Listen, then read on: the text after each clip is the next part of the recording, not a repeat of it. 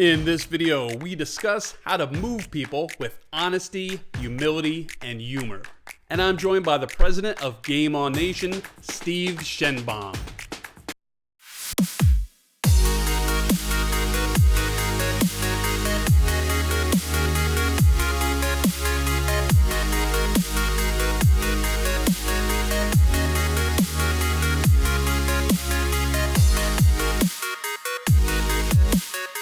Welcome to How to Business. I'm Frederick Weiss, and in this video, we are joined by Steve Shenbaum, founder and president of Game On Nation. Steve, welcome to the show. Thanks, Fred. It's nice to be here. It's great to have you, man. I haven't seen you in a long time. I think the last time we got together was at a workshop at my company. And that was that was really cool to have you do that. That's right. That was pre-COVID, like 2017 or 18. Many, many moons ago. But yeah, it was great to see you then. And I'm so happy to be able to connect with you again today. So, do you mind telling us a little bit about yourself and Game On Nation? Oh, we're a communication firm. Kind of think of it like a 3-4. There's three areas we work with. We work with corporations, we work with government and military, and we work with college and pro sports teams. And the four would be four areas that we like to teach into. Thematically, we have communication and connection and relationships. We teach public speaking and presentation. We teach inclusive leadership, and we teach empowerment and well-being. Those are kind of the areas that we feel comfortable and we have experience in. And we're based in Bradenton, Florida. That's how I know you, Fred. And we have consultants all over the country that teach both live and virtually. Thank you for that context, Steve. And I really want to get to Game On Nation. But first, let's get to our subject. We have a very excellent subject today, which is how to move people with honesty, humility, and humor. You did this great TEDx talk on the subject. I was just fascinated by it, and I couldn't stop watching it. And I got a lot of good value out of this, which I want to go Thank into. you. So, the talk, the power of honesty, humility, and humor. So humor is one of those human experiences that bring us all together, right? We all could experience humor, have a laugh. There's a lot of talk about honesty and humility in business, but not so much about the humor part. So I want to ask you a little bit of why that is. Is it that humor is one of those things that make people feel too vulnerable or just it's not professional in a setting? Could you dive into that a little bit? I think if it's used poorly, yeah, it's not professional. I think our big note is with humor, to laugh with, not at.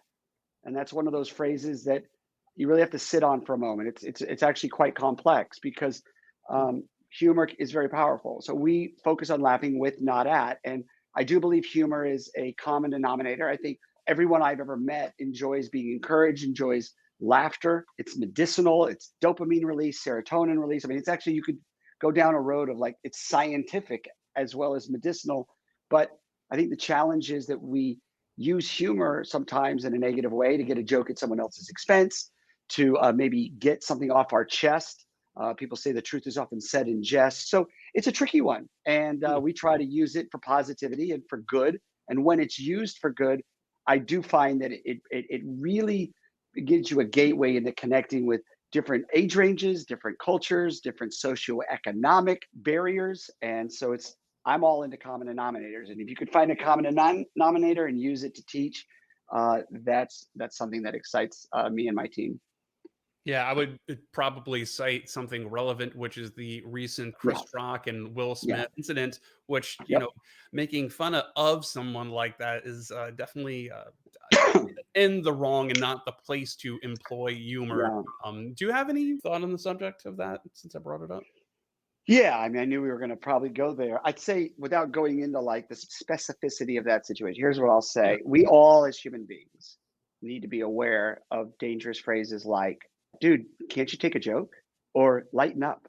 Even when I say that phrase, I hope your listeners uh, understand that no one digs that. So I'm not going to get into details of the interaction between Will and Chris, and partly because I think that we have too many hot takes on scenarios that we're not in. What I will say is, where do I fit into that scene? I kind of joke. I call this secondhand narcissism. I don't look anymore at like, wow, I can't believe that happened. I wasn't in the room and I don't know how I would react to that. Here's what I'd say. When we combine pride and ego and excitement and anticipation and maybe even some drinks, and then we add a level of shame insecurity, valor, and on top of that, you add jokes that can be very sensitive. I mean, I don't need to keep going down this line. I hope any one of your reasonable listeners would say that is a toxic, toxic combination. So that would be my quote unquote hot take, which I don't like. I don't like hot takes, but that would be my perspective on what is it about that situation that brings up issues that I need to improve upon. Reactivity, emotional control, being able to decipher positive humor from negativity. That would be sort of my really wonky, unfinished TED talk. Well said. There's a lot of lessons in there, and there's a lot of lessons to be taken from things such as that. The other thing I want to ask you about in that talk that I'm referencing, you speak a lot about getting people moving. There is a recipe that can help our stories resonate with others: honesty, humility, and humor. Honesty, being accessible and vulnerable, being visible, valuable, and vocal. Humility, Mm. checking your ego and surrendering your need for control. We all have that sometimes. And humor, laughing with, as we said, and not at. How do we serve our stories to move people? How do we use those three things to move people?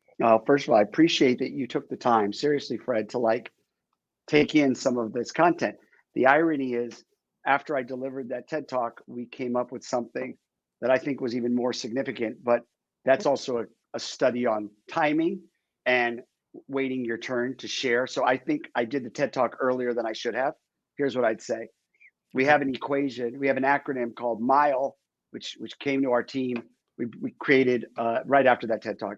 It stands for mystery, incentive, laughter, and empowerment. And we feel like if you want to tell people what to do, that's one thing. If you want to show people what to do, that's another level. But really, as educators, teachers, parents, employees, whatever, I think our job is to move people and to not just get them to care about what you're saying, but to get them to remember what you said. So to answer your question about how do we use honesty, humility, and humor, we create an acronym, and I encourage all of us to think about: are we embedding mystery? Is there some intrigue involved in how we connect? Is there an incentive? And I don't mean just a badge or like a fictitious level up from a video game. I mean, like, is there incentive? What is driving you? Is there laughter, positive laughter? And are you empowering others? And if you can use those four concepts and see if you can embed those four things in leadership and communication, in a presentation, in a TED talk, maybe even in a conversation on StreamYard, we feel like when we embed Mile into that interaction, we're getting closer to that idea of having honesty, humility, and humor in the exchange. I love that. So it's not just about doing something for you, but doing things for the right reasons. And when you do things for the right reasons, good will organically come from that, right? That's the results you're Yeah. going to get. Yeah. Going back to, I didn't want to go there, but going back to like the Chris Rock, Will Smith thing, let's like Sure. our first reaction is like, what's our take on it? You know what I mean? That's just genuine. That's like a genuine human behavior to be like, this is my take, and I got 140 characters on Twitter to share it. When really, maybe if we step back and like added some humility to all of the stuff that we deal with, we might go with what you just said, Fred, which is maybe the default should be, where am I in this? And how can I improve? And how can I then serve others well? So, Yeah, that makes a lot of sense. Because if we look at life, we should look at all of our experiences and all the people we meet as a teacher. And when we look at all of these things, again, these people, these humans in our life, our friends, our family, anyone we encounter, and our experiences, good and bad, as a teacher, and try to decipher a lesson in there, we're just going yeah. to be better human beings rather than having some kind of narcissistic judgment about things. Let's try to help people and empower people. I think that's one of the things to get from there. The other thing I want to talk to you about is fear. One of the points that you have in the talk is you discuss about how fear pulls us away from moving forward. You go into how none of us like being rejected. We don't like to have self doubt. We don't want to have those feelings where in our minds we think, "Oh, I don't want to sound dumb," or maybe I'm not good enough for X, Y, and Z. And maybe even if I was good enough isn't good enough. So, how do we use the power of honesty, humility, and humor to move past fear, or maybe it's what you were talking about with the mile acronym, if I'm saying that correctly. Yeah, you are. Thank you for getting it to mile. The honesty, Yes. humility, and humor really was, I wouldn't say antiquated. It's just we grew from it Hmm. into mile. So I will answer that more from the mile perspective because Please. we do like simple acronyms. I think it's the M of mile is we do get debilitated by fear, and I think one way to get through that is to embrace mystery. And again, it's not a perfect program. It's not like this is a easy fix, but we need to think about ways in which we can challenge ourselves, encourage ourselves to continue to work on our embrace mystery muscle. And it's actually twofold. One is don't overcomplicate this. It's not about, okay, I fear heights, so I'm going to jump out of an airplane. No, that's pretty extreme.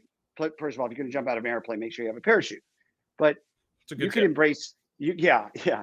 If you take anything out of this, you could also embrace mystery by doing simple things like maybe talking to someone that you normally wouldn't have a conversation with, or listening to another idea that maybe challenges your idea, or going to a restaurant that is not your normal like food favorite. These are simple things. Listening to music that's not your normal genre. Like I know it sounds simple, but that's a way to continue to gain and lean into mystery. The other thing about fear is I think people are less fearful when they surround themselves with people that make them feel safe. And that doesn't mean people that agree with everything you do, but that you have trust around. I mean, we all can tell a story amongst a trusting room, and that story is beautifully said and received. You could tell a story around people that you may feel uncomfortable around, or that you may feel self-conscious around, and that same story maybe isn't as well received because there's fear and apprehension in play. That makes a lot of sense. Thank you so much. And I'm sure I could get the link from you, and we'll put a link in the show notes for exactly what we're talking about with the mile. Is that something you could provide? Absolutely, I would love that. I think that would give some context to this honesty, humility, and humor run. Yeah, thank I you. love that. One of the last questions I want to get to is, I don't know if you're still employing this as well, which is the coins. So you talk about coins, which I believe are personal nodes of value that could be shared to communicate one story. You have, again, the honesty coins, humility coins, humor coins. So would you explain this concept? And if you're not using this concept, maybe you could talk about the new version. No, no, coins will hopefully never go out of play. It's the first concept we ever created, and I call it simply complex. It's things about you that you value, that bring you value, that have nothing to do with what you do for a living. And we like to put them in sort of five categories to help start the conversation, but allowing people to think about people that have impacted them, places that are significant to them, pets. I know that sounds like a weird shift from people, places, pets, but we find that pets allow people to smile genuinely. Absolutely. Food is a fourth coin category, and the last category is sort of bonus, sort of anything that wasn't included in that. And it's just a nice way to address the statement, "Tell me about yourself," which is a statement that you can't avoid, and it's everywhere. It's in job interviews, it's on dates, and it's in social settings. So years ago, we created this concept to help really elite athletes was the beginning, to let them empower them to see themselves as more than just an elite athlete. But it really Hmm. could pertain to someone seeing themselves as just a software programmer or just a entrepreneur or just a whatever it is you do. So again, things that you value that make you smile, that make you shine, that have nothing to do with what you do for a living, and they don't have to be heavy duty stuff. It could one of my coins is In and Out Burger from I'm from West Covina, California. But another coin of mine is my wife and children. So they can have different levels of depth. And the big challenge for everyone is to be a coin collector. Start with you, and then when you go into social situations, just see if when you're meeting, you could sort of collect one or two coins from someone because people do love to be honored. They love to be heard. And honestly, even if you're not really a social person, I think people enjoy when someone genuinely asks them about themselves. I think that's what we're lacking more than anything in these social interactions. Couldn't agree more. So have some of these coins in your pocket, be willing to share these coins, and more importantly, I would think, be willing to accept the coins and make sure that you provide someone their turn, and really listen, not just hear somebody, but listen to them and take that in. The old to be interesting, be interested kind of thing, right? Yeah, you said it beautifully. In fact, one of the exercises we teach off of coins is an exercise called last letter, first letter. I won't go into detail on the exercise, but the takeaway for that is something you almost just said verbatim, which is Mm. listen, don't just wait to talk, and that's something that we're all guilty of. We like to get our point across and we get passionate, but listen, don't just wait to talk is a nice gateway to hear someone else's coins. I love that. That's excellent. Great advice. Last two questions. First, we talk a lot about Game On Nation. Could you tell us a little bit more about Game On Nation, who you serve, what it's about, maybe the overall mission at large? Well, I'll say our mission statement, which is, every company has, is to do our best to improve the world through purposeful and authentic engagement. But that's just a statement. If we stopped at that, it'd be like it's just a poster on the wall. We really are trying to lean in on where we have experience, which is connection, relationship, and presentation skills. That would be the way we can consolidate what we do. We teach both live and virtually. We have offices in Bradenton. Like I said earlier, we have consultants throughout the country, and most times companies are bringing us in for, let's say, one of the four quads I talked about earlier, which is coming in to help with connection and relationship building within their company. A lot of companies bring us in and teams bring us in for public speaking and presentation skills training because that seems to be something that will never go out of style. Uh, there is an area that we lean into called inclusive leadership, which is a way in which we have a voice in the diversity, equity, and inclusion conversation, but again, from where we feel we have experience and not try to be someone we're not, and refer that work out to those that have earned the right to be in that space. And then empowerment, well-being, again, not from a nutrition perspective or a physical fitness perspective. That's not our expertise, but how we can use communication, how we can use laughter and humor to actually improve our well-being. So that is the four areas that companies, sports teams, government, military are bringing us in for. And yeah, the end goal is to not change culture or to rock their world. We are best used to plant seeds so we can give a framework to these organizations to then continue it on and have good conversations and give them tangible techniques that they can move on with. So we're very good early on to help set the framework and the groundwork for hopefully companies and teams and organizations then to move on, in a sense, a bit of a train the trainer, if you will. Yeah, that's excellent. I could see where a lot of organizations may or may not be deficient in said protocols, and it's great to be able to have that, especially for people that might not understand those kind of overall arching concepts that we need to make it through life to be able to talk to someone. Think about your coins and their coins, and remember to learn to listen. Excellent advice. So, Steve, I'd like to ask you our last question, which is, can you provide some closing words of wisdom? uh, I'll do my best by saying I don't know if we have one major epic closing word of wisdom. My my answer to that would be give yourself grace. There's no perfect quick fix. Perfection's a really, really difficult thing to strive for. But maybe I'll go back to what we talked about, Fred, a lot during this conversation, which is I really believe all of us love humor. And I believe more than ever right now, we need to use it for good. And that does not mean I'm trying to censor people. Doesn't mean I'm going to analyze a stand-up comic at a nightclub. That's a very niche, very statistical anomaly, if you will. But in general, I would encourage everyone, including me, because I mess up too. If you're going to use humor, think about, are you laughing with or are you laughing at? And if you're laughing with, you're going to gain a lot of trust. If you're laughing at, you're going to lose a joke, but it's worth that trust. So that's my parting wisdom. Love that. Thank you so much, Steve. Steve Shenbaum, thank you. Really, really appreciate you joining the show. As always, it's been a just a wonderful experience to talk to you, and it's truly an honor to have you on the show. So thank you so much, sir. Thank you, Fred. I really appreciate you, man.